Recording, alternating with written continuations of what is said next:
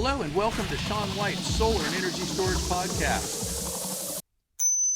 On this podcast, we are talking to a couple of solar historical people. I was kind of thinking about this earlier on and how to present this, and it kind of reminds me of like if we were talking about music and we were comparing that to the solar industry, this would be sort of like Dylan and the Dead, like getting a couple of people together. And the neat thing that I decided to do this time is to make one of the guests a surprise guest. And so we have Terence Parker here. He works for Solus right now. He's been in the industry forever.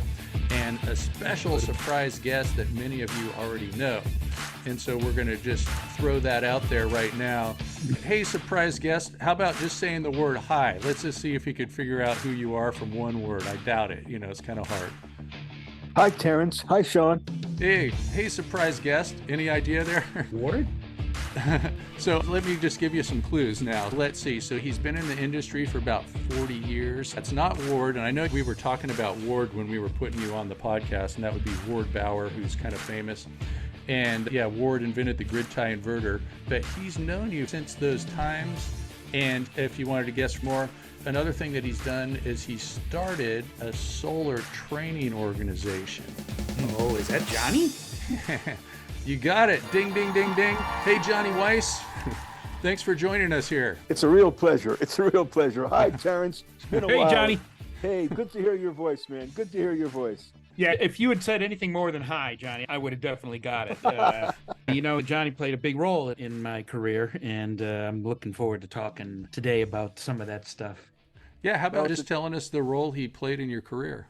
Well, my solar career actually started in November of '87, and I had applied to a small school in Michigan that was offering about the only four-year degree that was available back then in solar energy. And so I was able to get a renewable energy engineering technical degree, a four-year degree from Jordan College.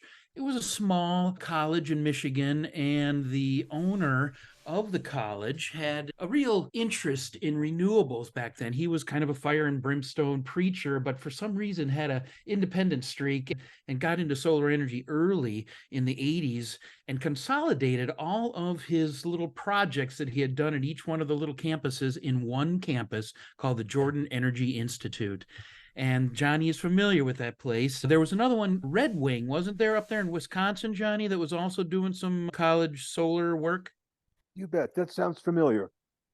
Yeah, but Jordan College is now closed, but at the time, it really was an opportunity for me to get into the solar community. And back then, as you might remember, Sean, that was right after Reagan had pretty much cut all of the funding and everything else for solar, had ripped the solar panels off the roof that Jimmy Carter had put on there. And the industry was pretty lean and mean through the mid-'80s. And there was just a few loci of enthusiasts. And one of them, of course, was out of Carbondale. The Solar Energy International had established itself already as a place where folks could go to get an education in solar power.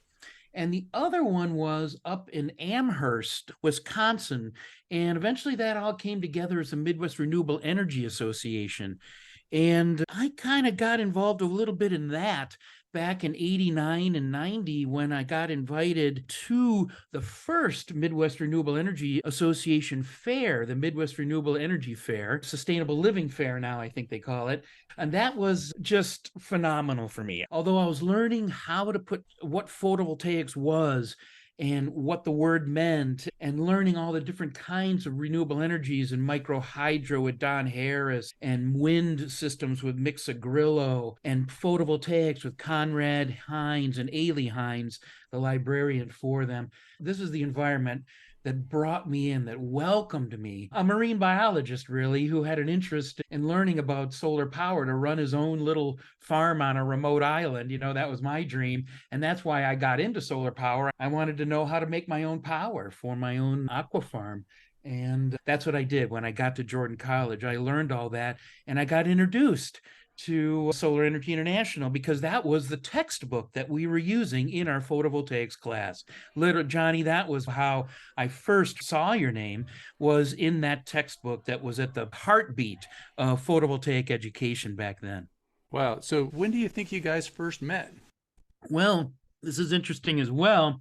We may have met briefly, I don't know, maybe in 89 or 90 or something, but what ended up happening was I ended up going out to the Pacific and living on an island out there doing my aquaculture thing after I had graduated from Jordan Energy Institute. It was a great little career at Jordan. I became the student council president and I was literally living at the school. I was Wow. so Vote for into Terrence. it. I would stay late and I started building the solar array for our solar car that entered into the 1990 GM Sun Race. And we were a little school with a tiny budget, but we got together with Western Michigan and we put together a car and it came in seventh place or eighth place. It was a wonderful experience where you're putting your engineering degree to use on a car race that starts today, not tomorrow. You know, you can't put it off because the dog ate your homework. You needed to make sure all your engineering work was done on that day. So it was a wonderful way to cap my education career. So I went out to the Pacific and I was doing my own thing out there, but something happened to me. And this is when the story happened, Sean, that I was telling you about with Ward Bauer. I was on an airplane from one small little island to another, a little two-prop airplane, and I was wearing one of my Jordan Energy shirts, and it had reference to solar power on the back, and I must have been leaning forward in my seat a little bit, and someone behind me noticed my T-shirt and tapped me on the shoulder and changed my life. That's why we all got to wear lots of solar t-shirts. It did. It made such a big difference because Ward Bauer was on that plane.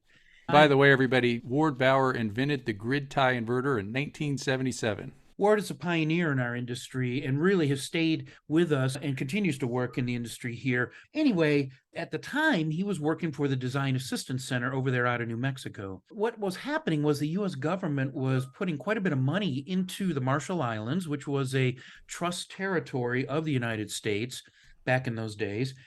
And they were trying to stimulate the use of solar energy in those islands. So did you have your own island? Well, Is it yeah, like, I is there had an, my own. there's I an had my island own. called the Terence Parker Shoal or something like that? No, the island was called Wau, W-A-U, and it was part of the Mili Atoll, M-I-L-I, atoll in the Marshall Islands. And there's a whole big story to talk about with the Marshall Islands because they're going underwater. The whole nation is going underwater. How big was your island then? Like, could you walk across it? 12 acres. 12-acre island. Wow. Yeah, tiny little island in the middle of the ocean. But the water was so clear and the water was so clean, and they still had a native population of black pearl oysters and giant clams, which were my specialty animals. Because you were a marine biologist. Wow. That's right. And I'd written my thesis on oysters. And so that was why I went to the Marshalls was, number one, they were using American dollars. They had a U.S. zip code. They were a trust territory. And they offered one of the aqua farmers there on island offered me a job to be their staff biologist and to eventually get some space of my own to work. So it was a great experience. And like I say, I was diving every day and, taking solar showers with the beautiful view of the ocean every day. So that's kind of funny how being a marine biologist and then trying to get your own power turned you into a solar person. And you're probably not even studying marine biology anymore. It's true. Like I say, someone tapped me on the shoulder that day and changed my life. What happened was Ward noticed that I was wearing a solar t-shirt. And as I said, the Marshalls were getting aid from the United States, solar power aid. They had put in almost $680,000 into the Marshalls in solar energy development work and had hardly anything to show for it. Ward would set up a project and then he'd come in a year later and see that either the equipment was missing or not working or wasn't being taken up or something like that. And so it was real trouble. And so what they needed was a man on the ground. Ward couldn't spend all that time on the islands going, in these remote areas and living in tents and things like that, right? And so he needed somebody on the islands. And so when he saw there was a solar guy flying in this airplane from one island to another, in a relatively remote spot, he tapped me on the shoulder and said, "What the heck are you doing here?" And I told him, who I was and what I was doing. And he knew Solar Energy International, and of course, and he knew the solar power people of the United States at the time.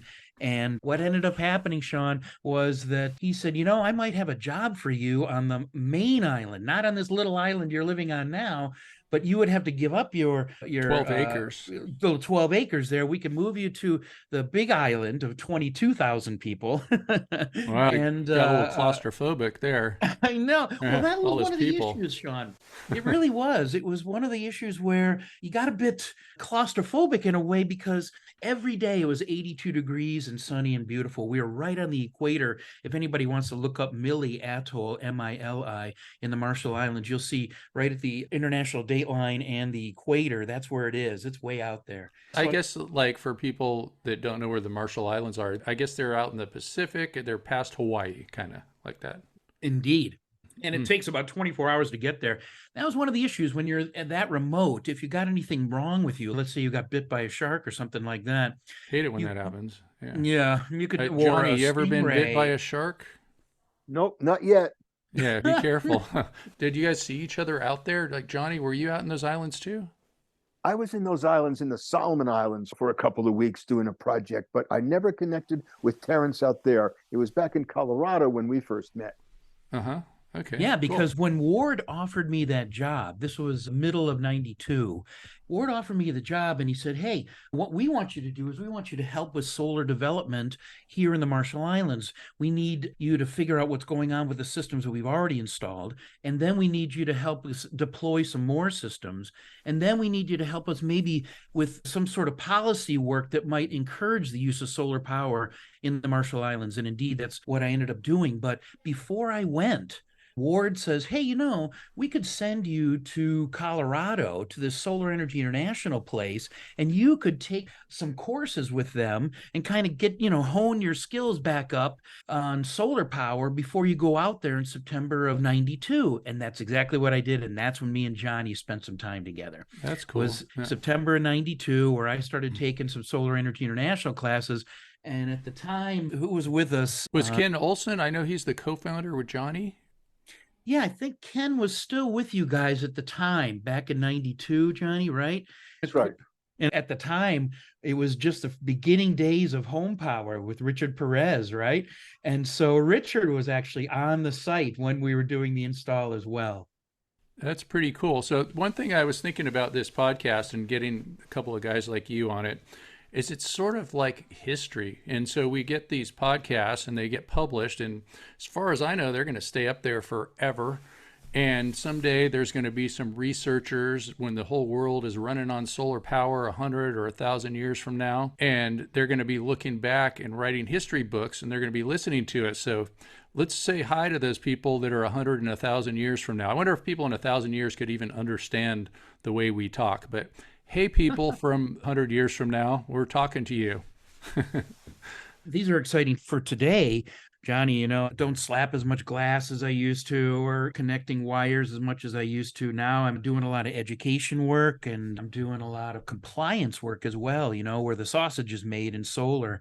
And it really is wonderful to work with the IREC group, Brian Leidick, and all the other inverter manufacturing representatives that attend the FIGI meeting every Friday, Forum for Grid Integration of Inverters. And to hear all these folks talking about the regulatory changes that are happening in our industry, both with the utilities and with our industry and with all our industry representatives and recognized testing laboratories. We're really seeing the change actually finally happening, aren't we, Johnny? I remember when Bobo Schultz once told me, we were all wishing for $1 a watt, that we would finally get acceptance of solar and it would start to really grow the way it has. And well, here it is. Absolutely. Absolutely. It's a really exciting time for solar worldwide, Terence. Tell us a little more about what you're currently doing. Bring us up to date.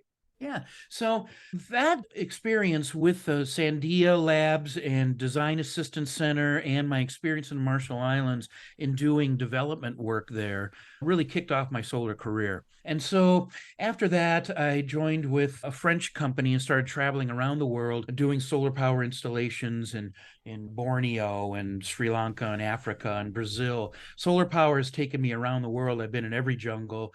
And so it was an exciting career, truthfully, back then. You really had to look for the money.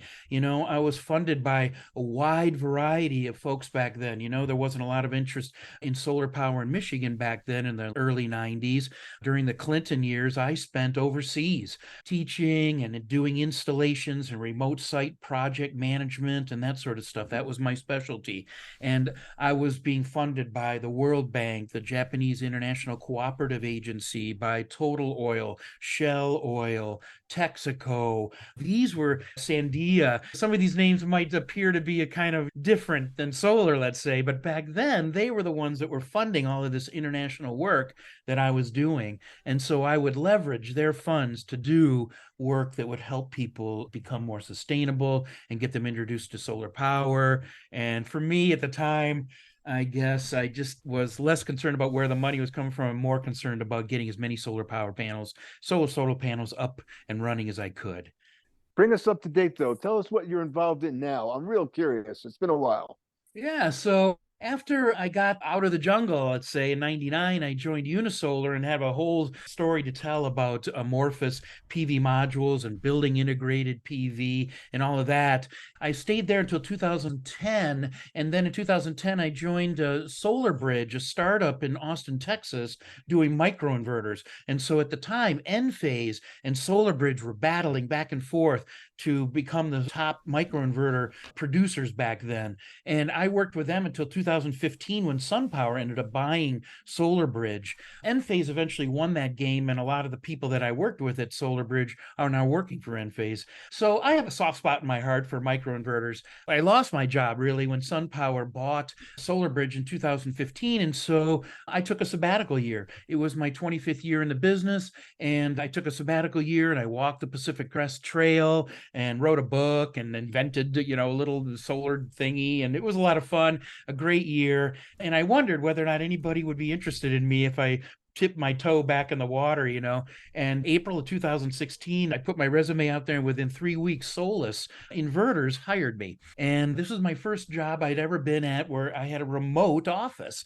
I'd always worked in a cubicle, from 99 through 2015. And finally, I'm remote in my own home. It was quite wonderful. And I started working for Solus, and they were just 5 gigawatt, relatively small player in the PV string inverter world. But Johnny, today, that's where I still am. 7.5 years later, I'm still at Solus and doing their application engineering, a lot of writing, technical marketing, and their compliance work. Me and Michael Allen and a couple others are all working to ensure that our products are up to speed on, UL 1741SB and have all the PVRSS certifications and all of this stuff.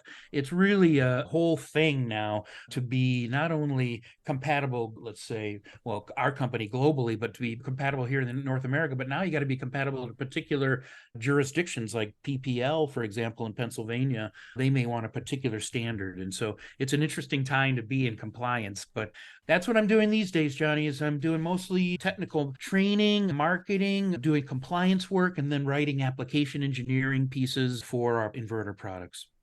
Great. And you're working remotely? You were pretty early in that game working remotely, huh? Oh, yeah. I have no issue working remotely and keeping a schedule and getting up and getting to work and hitting targets for our team, even though I'm remote and only 3 yards from my bed to my office. But I'll tell you, Sean, it's kind of nice to be able to work out of your own home. Yeah. There's so many inverter companies these days. Tell us a little more about Solus. Yeah. Well, we're number 3. Did you know that? Yeah, behind Huawei and SunGrow and then Solus, we're the 3rd largest in terms of shipments in the world. And so we have a global market, 100 countries, and we've been working in North America since 2009. 2009, we were the first Chinese inverter to get the UL 1741 certification. So we got a good history here, and we never left. We just kept building the team up, and Jimmy, our CEO, has just been very good at building the company up. And I got to tell you, after working at Unisolar, where I set the Long Beach Convention Center on fire twice, Sean, And then over at Solar Bridge, we're on the bleeding edge of microinverter development, right? It was a bit of a relief to come to Solus with a company that really believed in simplicity and reliability and really only built one product, and they did it very well. And so it's been nice not having to go through recalls or product development or unsupported projects. It's just a slow and steady and easy climb. And so it's a bit relaxing, truthfully, Johnny, working for this company as opposed to the first two I joined here in the US, which was United Solar and Solar Bridge. Great. What are the sizes of those inverters you're working on now? Is it big stuff? Is it little stuff? Is it off-grid stuff? All of it. Yeah, we just introduced a new hybrid that can do off-grid, and which means that now off-grid guys can take advantage of those new high voltage batteries, right? I mean, how many systems have we set up, Johnny, at 48 volts, right? 24 volts and even 12, right? And those batteries from Fortress and others, Rolls, everybody, you can get 48 volts in both lithium and lead acid battery quality products these days.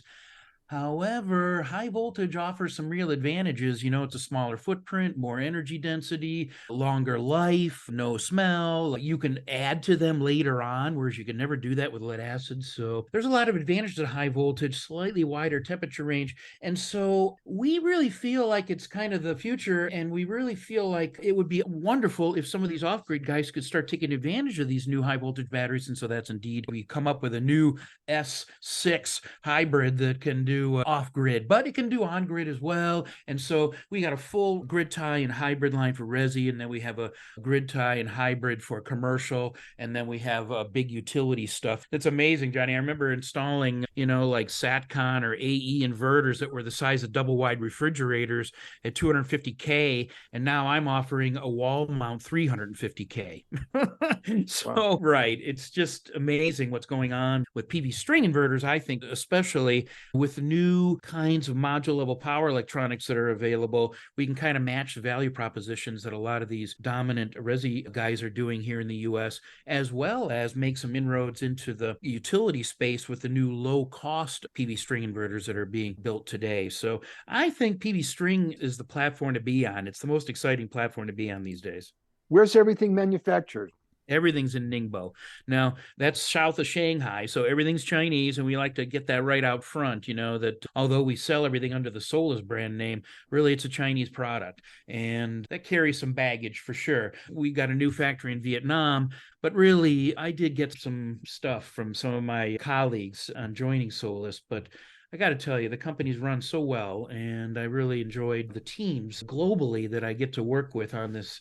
We have teams in Italy and Spain and India and UK and Brazil and Mexico and the whole thing. And so it's an international family I've joined, and really an international family here in the US. We have folks from Turkey and Pakistan and Ukraine and England and Mexico and Texas and me in the Midwest, all on one team and here in the US. It's just been really good for me because I've always been sort of an international person, Sean. I've always been somebody who had an empathy for folks like in the Marshall Islands, who were very, very poor, or folks in Indonesia who had suffered through tsunamis and other natural disasters and things like that. People in India who just are suffering horrible poverty there. It's really allowed me to become a bit more empathetic to what I'm seeing internationally. And so I guess I'm just not a rah-rah USA guy as much as I used to be. As much as I love flying home and coming home to the Midwest, and I still think the Midwest is the best place on earth, I do have some empathy for those folks around the world, and I love working with my international teams. Well, it's truly one world now, and that's a great opportunity for all of us to work together. And there's plenty of work for everybody. So yeah. I don't have any problem with products from all over the world, but we've all got a lot of work to do. So we might as well work together on it. That's my attitude. I think so. I think we can provide that elegant transition from oil to solar, and we don't have to dig it all out of the ground and just smoke up all the air while we're making our transition to these kinds of fuels. We can really do it better this time. So I'm looking forward to the future with renewable energies. It's an exciting field to be in. It's always been a field where you could talk to your kids about it. When you get into fascinating elevator conversations or conversations at the bar, just people want to know more about it. And so I love being in the business. It's so fun. Well, it's a very exciting time for everybody in renewable energies, and solar is now gone mainstream. And I remember talking with you years ago and with Richard Perez, like you mentioned, from the home power days. That was our dream, that maybe solar energy would get popular. Maybe it could be mainstream instead of just being a niche technology for us Right. off-gridders. But boy, Right. that day has really come, and it's come with a very exciting time and a very exciting future. And boy, none too soon. We certainly need as much solar in the world as we can get. Oh, yeah. And wind, and I learned so much at Jordan and in Carbondale at the time on the different types of technologies we can utilize. And PV is only one of them. I mean, solar thermal is another one which was big back when we were talking back in the 90s, right, Johnny? And we don't hear so much about it today, but it's another beautiful technology for solar radiation that we can take advantage of. And I'm hoping the geothermal really starts to get more popular as well. So, these are good times. These are really exciting times in this transition that we're in. Great. Maybe we could talk about wind for a couple seconds. I know you mentioned Mick Sagrillo. He was my mentor too in the early days of residential wind systems. Boy, wind is making such a huge contribution at the large level, the offshore systems now. Small wind has kind of disappeared in a lot of ways. What's your perspective on the whole wind energy industry right now, Terence? Yeah. So, well, I worked for the French for a while. So Vestas was a big company in Europe, and I saw the growth of that company, and they continue to grow today, doing 300 megawatt machines, just gigantic stuff. And I do believe that offshore wind will become a dominant player, a good, probably, let's say 15 or 20% player. I just can't see any other future there for them. So I really do think that wind is going to be giving us that at least a 25% of our power. I just can't see it any other way. Great. How about small wind? What's happened in the small wind world? These days, PV has become so less expensive that in terms of off-grid applications and residential size stuff, I just don't see that much of a future for small wind other than for the people that really want to play with it themselves, that want to have some fun with it. What's your feeling about small wind? You were involved with small wind for a long time. I was. And I learned my craft with Mick Sagrillo on the Jacobs short boxes, the classics from the old days. And then we started working with, of course, Berge and Southwest Power and all of those guys who were developing smaller wind systems back in those days. And when you talk about renewable energy here in Michigan, typically we talk about how solar power is great for the summer, but you really need a small wind machine for the wintertime. And in combination, you can be off grid all year long here in Michigan using both technologies. And so I do think that there is some small wind stuff that continues to build, but I think it's getting even smaller, Johnny. Kind of that middle ground, I think, is where I'm seeing some issues where you're putting up a 50, 60-foot tower, even if it's a tilt-up tower, it still becomes a thing. And I think that farmers and others here in Michigan and stuff are still doing a bit of that, but that part of it has become the more difficult one. And so we're seeing smaller wind, like 300-watt, little machines that are tied to a microinverter, for example, and they're just kicking out AC power, and you use, 4 or 5 of them on a barn or something like that. And so I'm seeing some unique small wind systems continually being developed. And I think a lot of it's being driven by Australia. Australia loves their small wind, and they do a lot of work in like boating and things like that. You see many boats with these small 3-foot diameter wind machines. And so I think that there's some action really in potentially small wind stuff, ultra small wind, as opposed to that mid ground. And then, as I note, I think the world will be turning to big wind to stabilize a good portion of the grid. And boy, talk about big wind. These systems are getting huge. What's the size that you've run into these days? Every time I look, it seems like utility scale wind is getting bigger and bigger and bigger. These are monstrous machines. Maybe you can give your perspective on the size of these new machines. Oh, yeah, yeah. One UK is putting together one of the largest wind farms in the world, and they just put up, I think, the largest one, 800 feet in total height. The swept area, I think the tip of the blade is running at somewhere around 700 miles an hour. And this one sweep of the blade can run 75 houses or something like that. Insanity, the size of these machines, but with their low speed and gearing and things like that, they can last a long time out there. And of course, I always worry about the ocean environment just tearing apart these mechanical devices. And so there has to be quite a bit of maintenance, I imagine, for those devices way out there in the ocean spray. So I worry a bit about that. Well, it's an exciting time for all the renewables. And I think you're right. Big wind is really going to play a large part with the lifestyles we're all trying to maintain. Offshore wind is going to be huge, no pun intended. Yeah, it's just insane the size of these machines. Here in Michigan, we have a lot of folks who are a little worried about renewables because they're seeing the big wind machines and the big solar farms maybe in some tillable, what they would consider tillable spaces, and they're a bit concerned about that. And so we're getting some backlash against big solar. But I think it really is a matter of just education and maybe putting a few extra bucks into putting slightly taller stanchions on the racking so that some sheep or goats can go underneath these arrays and not only clean them up, but actually act as an agricultural site. And so I think there's some good marriages that can be put together there. And I don't think that there's going to be a problem in the future with it. Great. How about agrovoltaics? The Yeah, idea exactly. of growing special plants underneath solar arrays seems like Yeah. a wonderful land use thing that's going on. I'm real excited about learning more about that myself. Yeah. And I'm also very interested in that too, Johnny. I'm thinking, does the racking poles just need to be taller? Is that the only issue that we can fit a tractor or a herd of goats or something underneath, or a herd of sheep underneath? I hear goats might be a difficult because they keep climbing up onto the solar panels. Right, right. That's what I've heard too. It only takes some modest modifications to get the array high enough so that we can actually do some agriculture underneath the array. Seems like an elegant balance to me. Agreed. And the batteries, too. This is another interesting thing. I think we can thank Elon for bringing forward the lithium battery, and not just the car, but what it did was it kind of gave the American public a bit of trust in these new lithium batteries. They didn't know what they were. They weren't sure how it was any different than a lead acid battery or what the heck it was.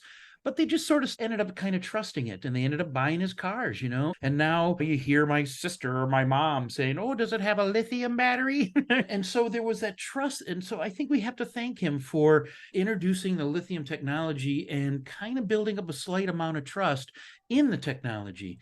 And so when solar decided, oh, we're going to try high voltage lithium batteries as well, there was already some acceptance of the technology, at least to give it a try. And I think we have the electric vehicle industry a little bit to thank for that.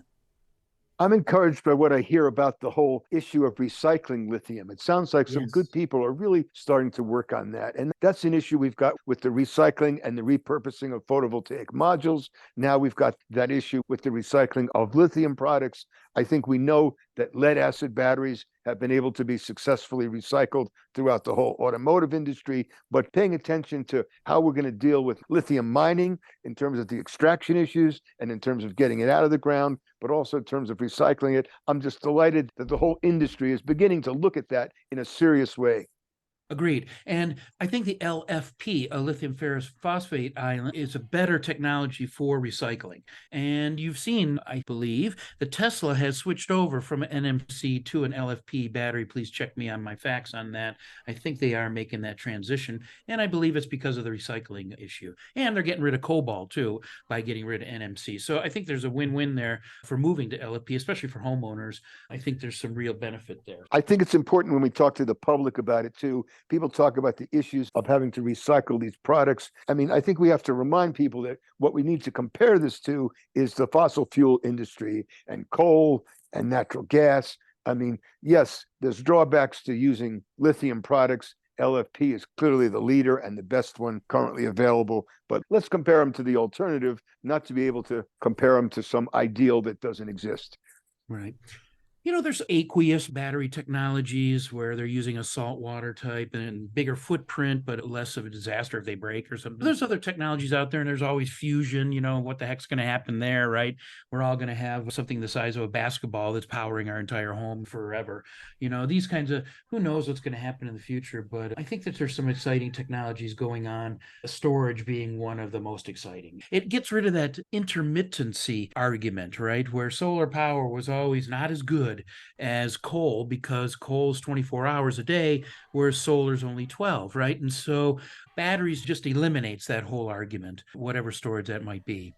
Right. And if we can make the grid smarter, like we need to do, and like folks are talking about, so we can wheel power around, that's also going to help with the intermittency issues too. Battery technology, a smarter grid, I think it's all coming together. I don't think we should think about some of those far out technologies saving us in the long run. I think we've got technology ready and off the shelf available today that can make the difference with what I think is the most serious issue of our time, which is climate change, of course. That's right. And you've seen recent climate change numbers saying that we're blowing past 1.5 degrees. And that's going to have big consequences, I think, for us that we're not even aware of yet. And just got to remind people, too, that 1.5 is in Celsius, so that's 2.7 Fahrenheit. Right. And it sounds like a tiny number, right? But on a weather scientist, it's a big number. And to see these kinds of changes in CO2 levels, just unprecedented kinds of changes, we're running a big experiment on ourselves. And well, I'm hoping that renewable energies becomes a slice of that solution. Well, it's certainly encouraging to hear that photovoltaics is now a common word people understand. I mean, gosh, we remember, Terence, when renewable energies, no one even knew what that was. They weren't talking about that. Now the whole vernacular has changed. The language has changed. People are talking about PV and photovoltaics and solar thermal. The education that's occurred has really made a tremendous difference. It's neat that we can see the changes that have happened just in terms of our career and timing. That's right. Yeah, I mean, Mick Sigrillo was a real special person in my life because, as I said, I didn't know too much of what was happening in the industry when I joined in '88, and I found out later that it was quite thin and that there was just a few survivors left, and kind of over there with Richard Perez and Bobo Schultz up there at the border of Oregon and Washington. And then there was your group in Carbondale, and then there was the group over there in Wisconsin around Stevens Point and Amherst up in that area. But other than that, it was pretty thin, you know? And so when I started doing my education at Jordan Energy Institute in the Grand Rapids area of Michigan, my first internships, or what we used to call wind-turnships, were spent at Mick's house over there in Wisconsin. And so me and David Lake, a fellow student of mine, would climb up Mick's towers. You know, he had a couple of towers there, and we'd climb to the top and work on his Jacobs wind machines and learn how to turn the commutator and put some sandpaper on there just to form the brushes that would run on them, how to make a blade, how to balance a blade, all of these things I learned with Mick. He really made it real for me to see the wind machine turning, charging the batteries. It wasn't just in a book anymore. So Mick is a big person in my life to kind of introduce me to what solar was, because he introduced me to like Mark Klein, for example, who was doing sustainable home construction, and Jim Kerbel, who was really a pioneer in wiring PV systems together and teaching people how to put these systems together. And these kinds of guys were Terry Parker over there at my namesake. Right. Right over there at Right. Midwest Renewable Energy Association. These were the folks that stuck it out and kept the faith, just like you, Johnny. You didn't let it get you down that Reagan cut all that funding. You kept Carbondale going and then put out the best manual that was out there for photovoltaics in the world, maybe at that time, Johnny. It was that important. And of course, everybody, the solar installation manual that Solar Energy International puts out even today is a fine example of solar energy education, of course. But, Great. Let's go back and talk about the Home Power days and the effects of Home Power magazine and turning it into Solar Pro magazine. Tell us about your early experiences with the whole Home Power crowd, because that really made a difference in both of our lives, I'm sure. like I say, I started in '88 and I started hearing about this new magazine, the only trade magazine that we had, right? Because the only other magazine that was out there, I think, was like a SIA, a newsletter or something like that, right? This was before there was a solar industry at all. No one was even talking about an industry. This was called the Home Power crowd. These were individuals that wanted to implement solar into their own lives and live off grid and stuff. But that magazine had a profound effect. Tell us about your first connections to that. So I first started getting connected with it through Conrad Hines, who was the guy who taught me what the word photovoltaics meant over there at Jordan Energy Institute. And he told me about this crew that was out there in California that was doing a magazine. And so our library, Allison Hines, Conrad's wife, running the library at Jordan Energy Institute, started to bring Home Power magazine to the library. And so for me and David and all the other students there, we just started sucking up every word that was in there. At the time, it was just a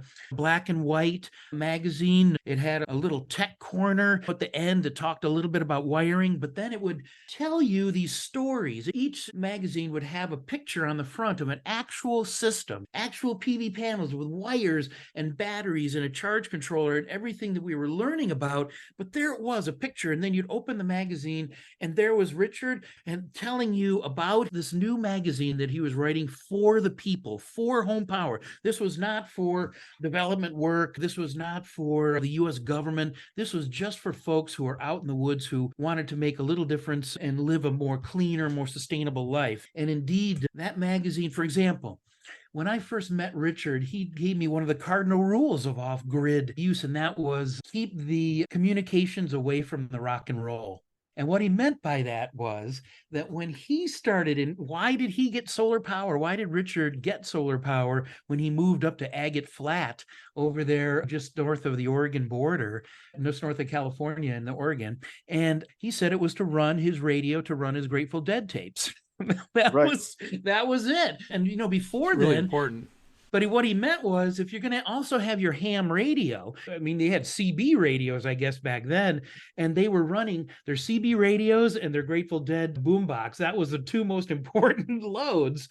And before, they would just run their truck up the hill, right, and charge the battery, then take the battery out of the truck, run on the battery overnight, and then in the morning, take the battery out, and then just sort of kickstart their truck on a downhill, right? And then charge their batteries on the way to town.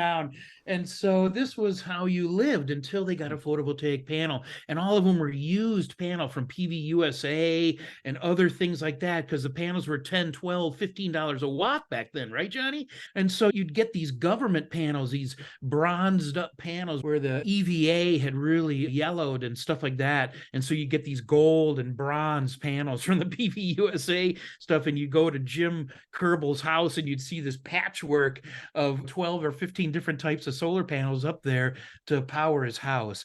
And so, 10, 12 bucks a panel, that was difficult to get panels back then. But Richard was putting together systems in that magazine that was able to utilize those panels. Where could I get those panels? Where could I buy used panels? Where could I get wires? What wires do I use? This was what really introduced and helped so many people get into solar power, because it was written for folks by folks, right, who did this stuff. And so it was usable. And I remember I met Bobo Schultz and Kathleen Schultz, because Kathleen wrote a little article in the back of the magazine about what it was like to live off grid. And so it really gave people, women, children, men, what an idea of what it was like to live in an off-grid house. It was just such a complete magazine. It was what turned us all on. Every month we were just dying to see the next version of what was going on out there. And eventually they went color and got really big. And so it was just amazing to watch that.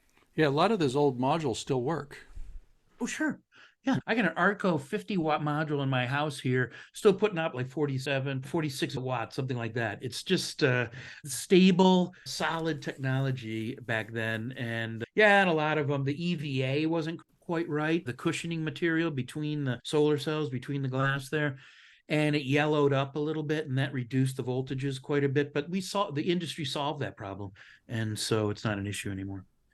Home Power was a great contributor to all of us solar educators as well. We would await that magazine coming. It would help our curriculum development. We could use it as case studies. We took the drawings and the electrical schematics right out of that magazine, put them into overhead transparencies, and were able to teach about PV systems that just made practical sense to people. Home Power magazine also evolved into Solar Pro magazine and made a terrific contribution. It was also what we used as a recruitment tool, as a marketing effort to attract students to the early days of SCI as well. Before there was an internet to get the message out, Home Power magazine and Solar Pro magazine were out there promoting us solar educators.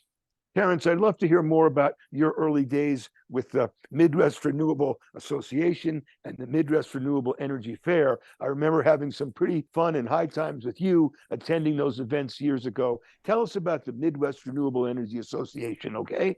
Yeah. So this was an association started by that little locus of folks up there. They felt like the technology was getting there and Home Power was promoting it a little bit more. And people were interested in learning more about this and how could they do, they're all very community-minded folks up there. And so they had a lot to give. There was a lot to give on solar thermal technologies. Bob, his last name is escaping me. Bob Ramlow. Yes, and he was so good at solar thermal. And then there was Mark, who was so good at building. And then there was Mick, so good at wind systems, and Jim, so good at PV. They had a lot to give. And so they decided, you know what? We should put together some sort of energy fair that people can come and we can set up little booths and little training sessions and little demos of things that we can go around. We'll put up a little PV on a stick over here and we'll set up a little array over here and we'll run the band off of the solar power. And I remember that first year when we set it up, we were having a real trouble grounding the system, right? And it was real trouble getting that band. It was a kind of wet. And all of a sudden we were getting a lot of feedback and stuff. But Jim and the crew, they kind of figured out how to get that going. And we had a great night of music that night, run on solar power and wind power. Mick had set up an entire wind tower with a Jacob short box up at Amherst during the fair. So that's how I got there. And the first Midwest Renewable Energy Fair was in Stevens, Amherst, Wisconsin. And Mick and I took his old Volkswagen pickup truck. Do you remember that, Johnny? That smoke bomb of a truck he used to have? Yeah.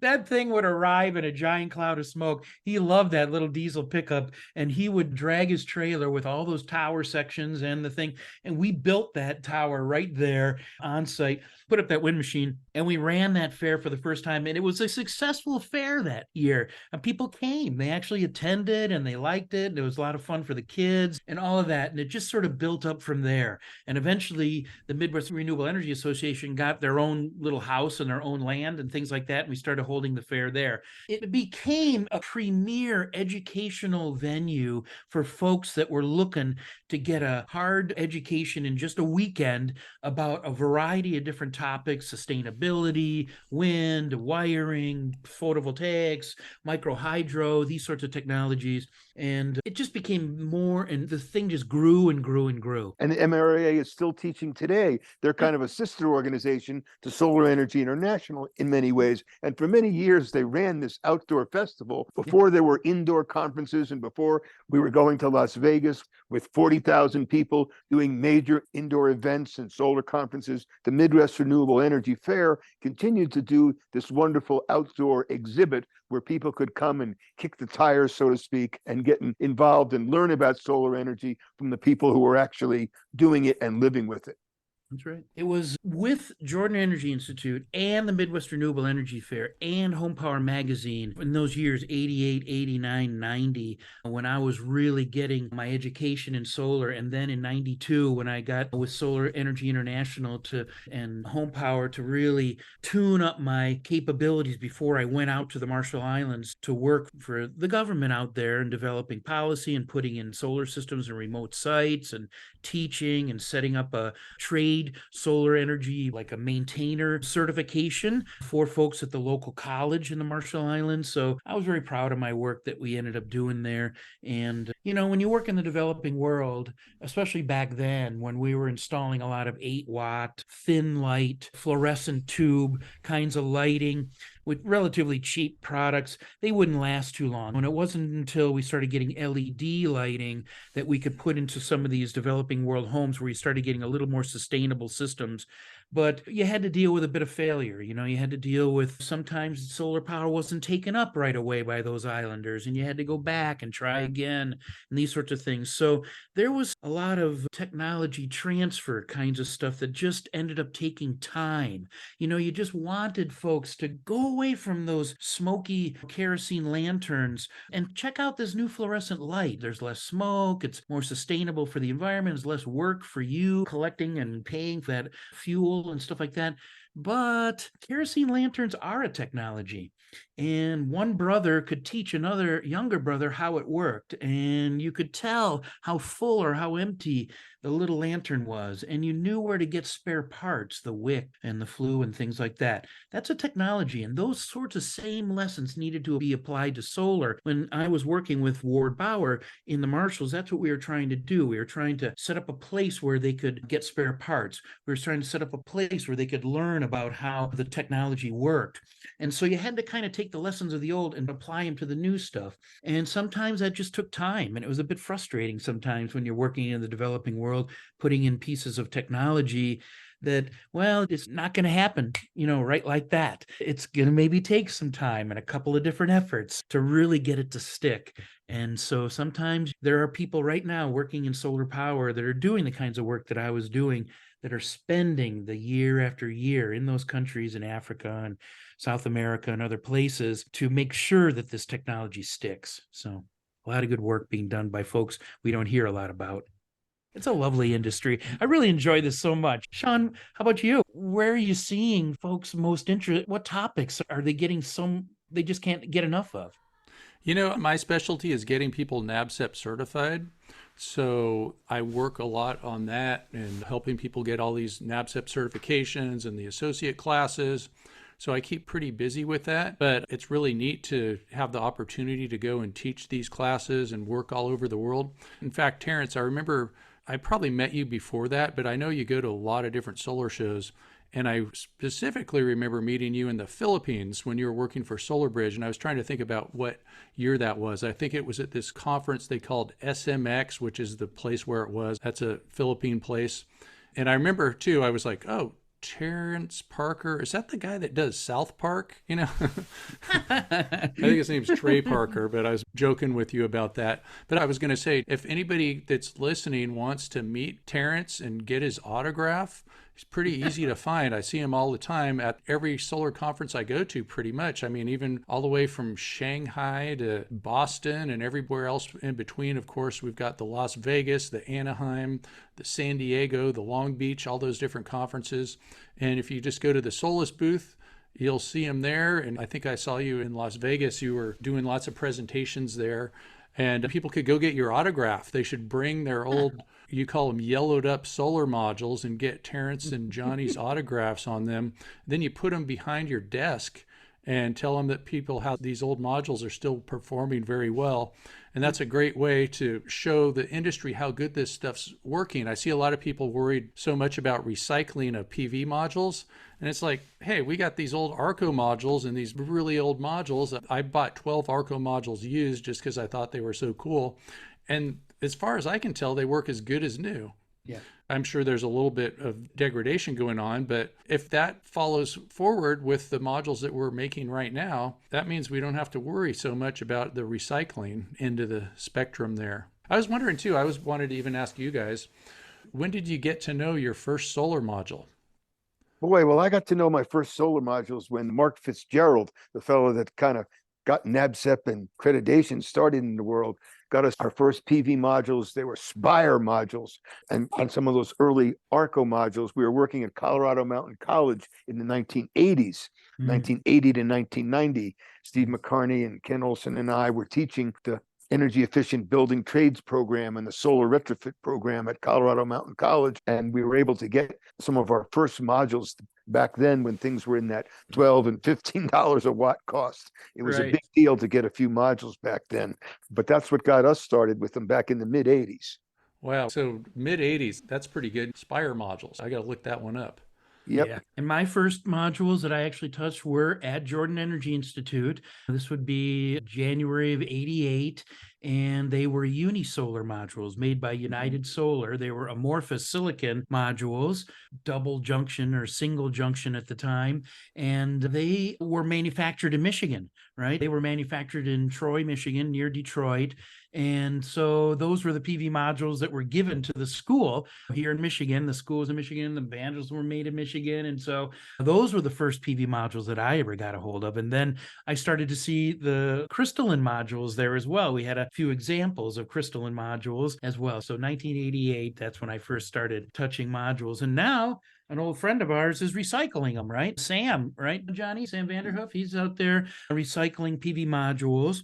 And he's struggling, of course, to make sure that the system is working just the way it should and that sort of thing. But I think that there will be a growing business in the recycling of modules. And then the repurposing of modules. Now, we're taking modules that are coming off of homes that are just a few years old. People are upgrading their systems. We're taking those modules to Native American Indian reservations across the country, and we're repurposing because, Sean, like you say, these modules have no moving parts. Nothing runs out. Nothing ever wears out. And they're going to be working long after all of us are gone. Yeah, they're magic crystals. We're talking about getting them to Native American reservations. How do you do that? Like, do you have a way for people to donate them? Well, there's a bunch of different outfits that are doing that now. And anyone that wants that connection can get a hold of us and can learn more about it. One of the issues that people have often talked about is why don't we get some of all of these used modules to go into the developing world? And that sounds like a good idea, but I think we have to be real careful about that, because when we introduce a boatload of modules coming into Africa from the developed world, in many ways undermines the efforts that are going on in country. There's a lot of people in country with their own businesses, their own small businesses, doing solar systems, and we don't want to undercut those people trying to make a living, trying to do solar by flooding the market with a lot of used equipment. So I think we have to be careful where we apply this used equipment, but it certainly makes sense to take advantage of it. And before we talk about recycling, let's talk about repurposing modules. There's a tremendous market out there for that. Yeah, I do a lot of that myself. Like, say, on my mom's house, she's got 53 modules up there, and they're pretty much all repurposed. I a lot of times just say they're recycled, but they were modules that people got rid of. Like, some of them were from training companies and things like that. I'm the president of NorCal Solar right now, and I had a call with somebody saying, hey, how do I get rid of these things? I was like, I'll put them on my roof. I tell a lot of people that, hey, just put them on the north roof, put the new ones on the south, switch it to the north roof, and pretty much the north roof makes about 2/3 the amount of electricity as the south roof. So just keep them making electricity. Don't throw them in the landfill. That's what I tell people. I think the industry could do a better job about making those opportunities available. I think there's a lot of folks in the world that could use that. We just have to be careful how we do it. But there's no question that that's a good idea. Yeah. Yeah. And I think sometimes too, even the salespeople are overly encouraging people to get rid of their old system. They think like, oh, just like you upgrade your computer, you got to upgrade your solar system. But if you have a solar system that was installed 20 years ago, it's still making beautiful sine waves that are getting sent back to the grid. And it might not be as efficient. And so that means it takes up more space on the roof. And that's really it. It just takes up a little bit more space on the roof. And other than that, there's really no downside. And Solus, for example, the inverter company I'm working for now, is seeing a lot of opportunities in repowering. There's no need for you to tear down those old systems, even the old systems that are operating at maybe 450 volts or something like that. With these new inverters that have such wide operating ranges, they can easily pull power from these old 450 volt PV arrays, 600 volt max PV arrays, as well as older 1000 volt PV arrays operating at 750 or 800 volts, something like that. With these new inverters, with these super wide operating ranges, they can repower these older PV arrays and squeeze out some of the power that's still available from those arrays that maybe have degraded 6-7% or something over the course of, since 2012 or something when they were first installed. And now you can add that new communication capability, the new safety features, and the new interoperability of these inverters to these older PV arrays, which are still just perfectly fine, right? I mean, you got to do some due diligence there with respect to the PV source circuits to make sure there's no cracked or bad wiring that's been exposed to UV over the last 10 years and stuff like that, because these new inverters have arc fault and ground fault sensitivity and will definitely find issues with the PV wiring. But if the PV wiring is solid, there is no reason why you can't repower up some of these PV arrays that have been put in back in the Barack Obama days. Yeah, another thing that people should take into consideration is the different versions of net metering. So right now I have the net metering 1 version. I'm in PG&E territory of California, and I have 5 kilowatts over my head. And if I went and put on a new PV system and say I did 7 kilowatts and threw away my 5 kilowatts, I'd have to switch over to net metering 3, which isn't as good as net metering 1, and I might be losing money. But hey, I'd be saving the planet some more, though, with that 7 kilowatts. That's the sort of thing, Sean, that kind of regulatory change or shift in how the utility companies are dealing with the distributed energy resources saturating their grids is that we essentially had to change our inverter. Our hybrid inverter, you really were encouraged with NEM 3 to get storage because now it wasn't so profitable just to start feeding in solar power onto the grid for credit because you just weren't getting that one-to-one anymore. And so it actually made a little bit more sense to save that power and then discharge all that during the high tariff periods from 4 to 8 or whatever they happen to be. And so essentially the regulatory change in California from NEM 2 to NEM 3 shifted the kind of inverter that would become a standard platform for homeowners in California. With NEM 1 and 2, you could use a grid tie inverter and set it for feed-in priority. Whatever solar was there, you converted it to AC and you fed it onto the grid. But now that's changed. And so a standard grid tie inverter anymore isn't ideally suited to these territories. And really a grid tie inverter that's battery capable of storing that energy during the day and discharging it when you need to avoid the high tariffs is really the most profitable way to go. So the regulatory environment and how the utilities are adjusting to this new DER saturation is modified the kinds of equipment that is available for purchase and to get the best value out of solar panels for homeowners. Yeah, and I think it's making it so you don't get 100% credit for exporting. It's kind of the natural evolution of things. Solar is getting less expensive. We're getting more and more on the grid. So it's something that's going to happen, and we just have to deal with it. And that's great that a lot of inverter companies, including your inverter company that you're working for, Solus, have the battery option. Yeah. And it's interesting for a homeowner, and Johnny probably has heard this sort of thing too.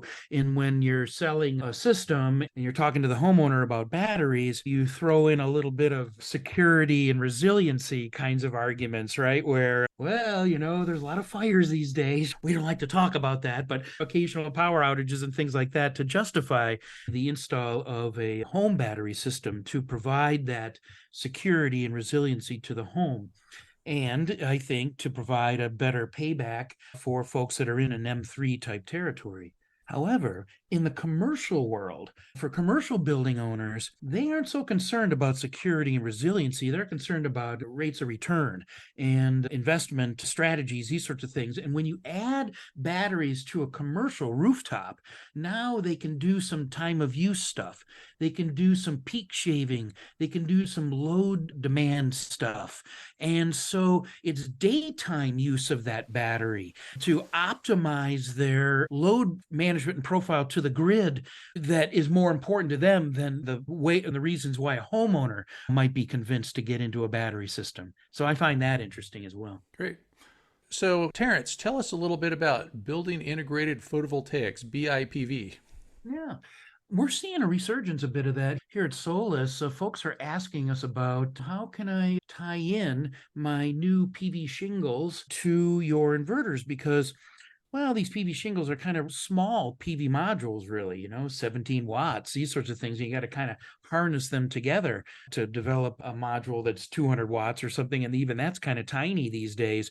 Truthfully, I think all of us can say that the days of the 144 watt module are over. And we might definitely say even the days of the 250 watt module are over. And I think we're on the verge of saying the 310 watt module is almost over. And we're really focusing a lot on the 400 watt modules these days. And at the show, I think we saw some 800 watt modules, which were huge. So we're seeing a real evolution of that. And so when you look at these new building integrated shingles, and Tesla, of course, is also introducing a new building integrated whole system, really. So I think there's still some appeal to someone like Elon Musk who looks at solar and sees these big blue monoblocks on the roof and goes, why can't we just put the solar right into the roof? And so it becomes this kind of a logical thing that folks just sort of gravitate to who don't know much about photovoltaics, but there's some real issues with trying to turn a solar panel into a roofing material. And so what we did at Unisolar was we were creating these flexible laminates, and we could bond them directly to a metal roofing system. And so although in 1997, you can go on Popular Mechanics, and in one of their old legacy issues, you will see the Unisolar PV shingle. I mean, it was insanely exciting at the time, and it was only 14 watts or something like that at the time. And it was an actual shingle, and it actually worked as a shingle, and roofers would pound it into the roof with nails. And so there was some excitement about getting into solar photovoltaics. And indeed, at Unisolar, we decided to go all in on that and develop a laminate, a flexible laminate that could be bonded to metal roofing. And then you could just install the metal roofing the way it goes. Yeah, a lot of people think that BIPV is this new thing, so you've seen it for decades. Exactly. For decades, it's been out there because it's always been sort of an attractive proposition that, boy, those are big, heavy glass things up on the roof. It doesn't really add to the attractiveness of the roof. It's sort of like photovoltaic guys like me and Johnny love to see it because it's pretty. We love it. We love to see it and what it means. Purely aesthetic folks, they see it as a bit of a distraction on the roof. And so BIPV has always had some attraction to folks that are looking at the industry from the outside, especially. I think the Europeans are using BIPV in some exciting ways, using it to basically provide the glazing for the outside of a building, for the skin of the building itself, even on the vertical wall applications, both in Germany and in Spain. I understand we've got some applications of BIPV that are very novel. Indeed. And if you go to the Intersolar show in Germany, for example, you'll see, I believe it's an Italian company that's doing a kind of glazing where they can color the solar panels a variety of different colors. And so you're really getting into a situation where they can utilize these higher power cells in a glazing material and really still get good power per square foot. These sorts of efforts on skyscraper buildings and stuff like that, these buildings have very tiny roofs, right, compared to the amount of electricity that's being used underneath. And so to glaze the whole side of the building makes more sense, of course, than trying to do the roof. And the advances in PV cells, which we haven't talked a lot about, but that's an exciting thing that I want the audience to know, is that there's guys like me and Johnny out there, but there's also physicists out there that are doing pioneering work on solar cells today. And so if you wanted to get into the science of photovoltaics, there's a rich environment for you to join there as far as physicists developing the actual solar cells themselves, down to mechanical engineers who are developing better materials and better ways to put together PV modules.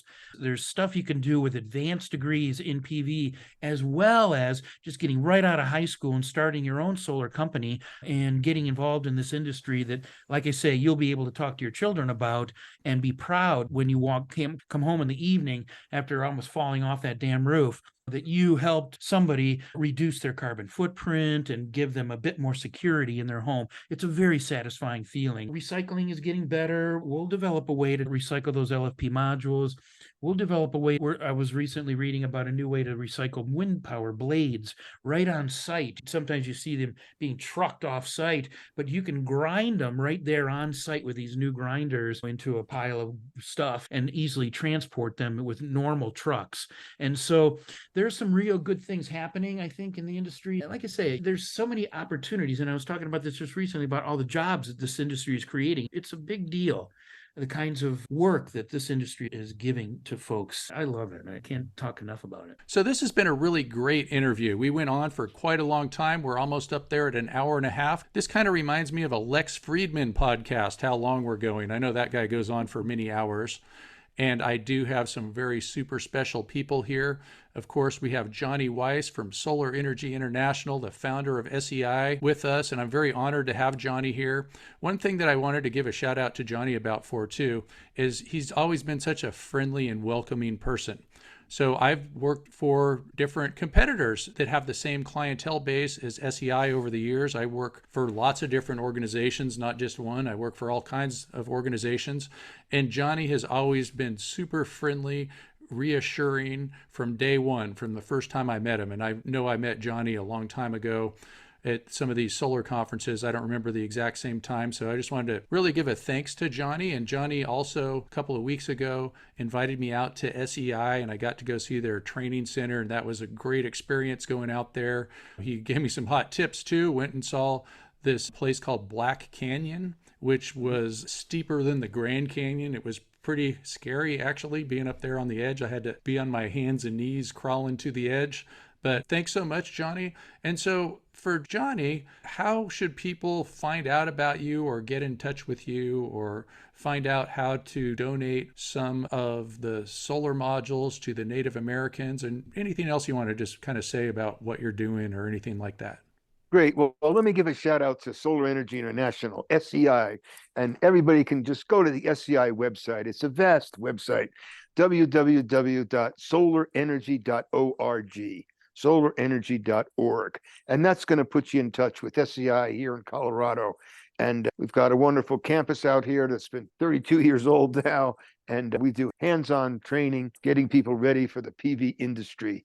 SEI also has a lot of online courses, which are available to people to take on a variety of different levels. There's beginner classes, intermediate classes, advanced classes. So anyone wanting to pursue a professional career and become part of the global workforce now, I encourage you to get a hold of SEI as one of the organizations that can provide education and training to launch your career in renewable energies. Thanks so much, Johnny. And now let's get back to Terence, and Terence can tell us how to find out what Terence is up to. And also, Terence, were you surprised? Did we surprise you good with our secret surprise guest, Johnny Weiss from SEI? I was surprised. I got to say, I wasn't too sure who that was going to be. And there was a couple of folks from my past that I was worried would show up, but luckily it was Johnny. My pleasure to join you, Terence, today. My pleasure to join you and to get brought up to date on all the exciting stuff you're doing. You're certainly, as a graduate and alumni of SEI, you're one of our heroes as well. So thank you for the work you do. As I say, I get up every morning looking forward to what sort of solving some problems and putting some new educational app notes or whatever out there. It's still a very exciting job for me. And today at Solus, I'm one of the old timers, and then we're bringing in all this new talent and stuff. And so you should check out the Solus Inverters website. You can go to solusinverters.com and make sure when you get to that, you look in the top right corner and see the little USA flag at the top corner there, because we have websites from around the world. So make sure you click on the US website. We have job offerings open right now. You can check that out. And a wide variety of different types of PV string inverters for you to take a look at. You can find me. It's funny because Sean and Johnny both call me Terry. And this is the name I always went with in my career, younger career. And it was only in 1999 when I joined Unisolar that I started using Terence. So it's really great to hear Sean and Johnny from my old life, calling me Terry the way I used to be called. That's what Mick calls me, right? And or Bobo, Bob Schultz, he all calls me that. So I love to hear from it. It really makes me feel good to know that I was involved in a little bit of the early history of this business, and that it's been such a wonderful career for me to be able to travel the world and meet people from around the world trying to just to transition into this new era. It's still very exciting for me. And so you can find me at terence.parker@solusinverters.com. or tpsolar@gmail. That's a personal email you can use. And I say, get a hold of me and we'll talk solar power and maybe put together a design or something for you. Great. So thanks so much, Johnny Weiss, and thanks so much, Terry Parker or Terence Parker, who's not the guy that started South Park, but that would be kind of funny if he was, because I think I like being funny. So let's have a good time with solar and storage. And thanks for listening to Sean White's Solar and Energy Storage Podcast. To find out more about Sean's classes on HeatSpring, you can go to solarsean.com. You can go to heatspring.com/Sean. And besides my classes, there's a guy that you guys were talking about, and his name is Bob Ramlow, and he teaches a class called Solar Hot Water Design and Installation. So you could also check out his class there.